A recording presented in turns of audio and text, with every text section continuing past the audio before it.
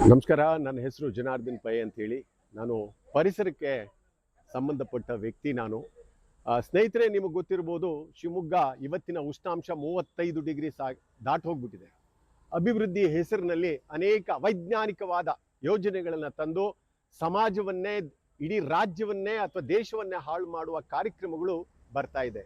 ಅದರ ವಿರುದ್ಧ ಏನು ಈ ಶರಾವತಿ ಪಂಪ್ಡ್ ಸ್ಟೋರೇಜ್ ಅಂತ ಇವರು ಪೈಲಟ್ ಪ್ರಾಜೆಕ್ಟ್ ಅನ್ನ ಮಾಡ್ತಾ ಇದ್ದಾರೆ, ಯಾರೂ ಕೇಳದೆ ಮಾಡಿರುವ ಇದೊಂದು ಪ್ರಾಜೆಕ್ಟು ಅವೈಜ್ಞಾನಿಕವಾಗಿ ಮಾಡಿ ಸಹಸ್ರ ಮರಗಳನ್ನ ಕಡ್ದು ಹಾಕಿ ಮುಂದೆ ಮತ್ತೊಮ್ಮೆ ದುರಂತದ ಯೋಚನೆ ಮಾಡದೆ ಇವರು ಇದನ್ನು ಮಾಡಲೇಬೇಕು ಅಂತ ಹೊರಟಿದ್ದಾರೆ. ಇದರ ವಿರುದ್ಧವಾಗಿ ನಾವು ಇದೇ 16ನೇ ತಾರೀಕು ಬೆಳಿಗ್ಗೆ 10:30 ಗಂಟೆಗೆ ಒಂದು ದೊಡ್ಡ ಜಾಥವನ್ನು ಹಮ್ಮಿಕೊಂಡಿದ್ದೀವಿ.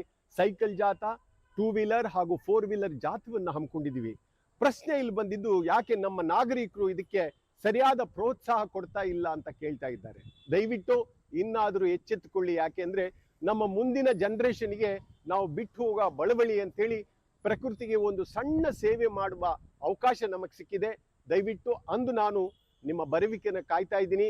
ನಿಮ್ಮ ಸೈಕಲ್ ಇರ್ಬೋದು, 2 ವೀಲರ್ ಇರ್ಬೋದು, EV ಇರ್ಬೋದು, ಅಥವಾ ಕಾರೊಂದಿಗೆ ಬಂದು ಈ ಕಾರ್ಯಕ್ರಮವನ್ನ ಯಶಸ್ವಿಗೊಳಿಸಬೇಕು ಅಂತ ತಮ್ಮಲ್ಲಿ ಸವಿನಯವಾಗಿ ಕೇಳ್ತಾ ಇದ್ದೀನಿ. ನಮಸ್ಕಾರ.